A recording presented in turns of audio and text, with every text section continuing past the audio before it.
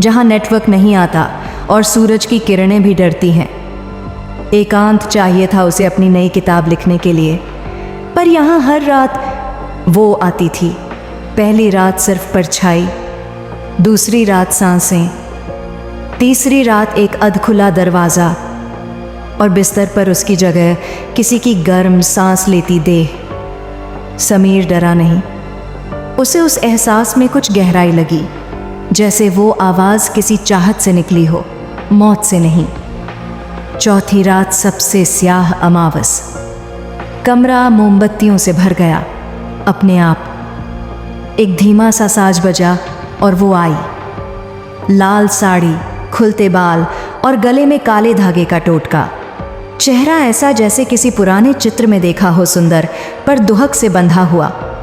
मैं श्रेया हूँ, उसने कहा, और ये मेरा चौथा जन्म है, चौथी अधूरी रात। चौथी बार मैं सिर्फ एक प्रेमी को ढूंढ रही हूँ जो मुझे सिर्फ स्पर्श नहीं, मोक्ष दे सके। समीर कुछ बोल ना पाया। उसकी आंखों में जैसे कोई और समय बह रहा था, कोई और जीवन। वो उसके पास आई और बोली, अगर आज रात तू मुझे पूरी तरह चाहेगा तो मैं इस जन्म मरण से मुक्त हो जाऊंगी, लेकिन अगर डर गया तो मेरी आग तुझे ले डूबेगी। वो झुकी और होठों से उसकी सांसें चुराने लगी। कमरे की हवा गाढ़ी होती गई, जैसे किसी ने शुद्ध इश्क और पाप को एक साथ जला दिया हो। उनका मिलन हुआ बिस्तर पर नहीं, आत्माओं के तल पर। श्रेया का शरीर हर क्षण बदलता, कभी नरम, कभी तपता हुआ लोहा, कभी सुगंधित, कभी सड़ांध भरा। पर समीर रुका नहीं। उसने उसकी देह को छुआ जैसे कोई जलती हुई कविता को जी रहा हो। श्रेया की आंखों से आंसू बहे। वो कांपती हुई बोली, तू मुझे जिंदा महसूस कर रहा है, पर मैं मर चुकी हूँ समीर।